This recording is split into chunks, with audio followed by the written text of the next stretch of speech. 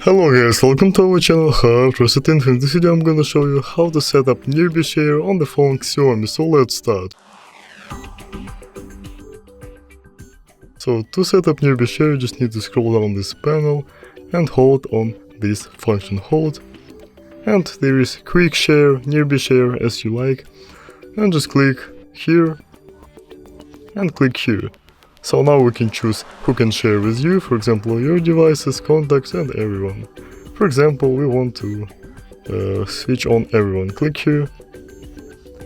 And then for example we want to send the photo with this nearby share function. For example, click here to send the photo and then click quick share right here.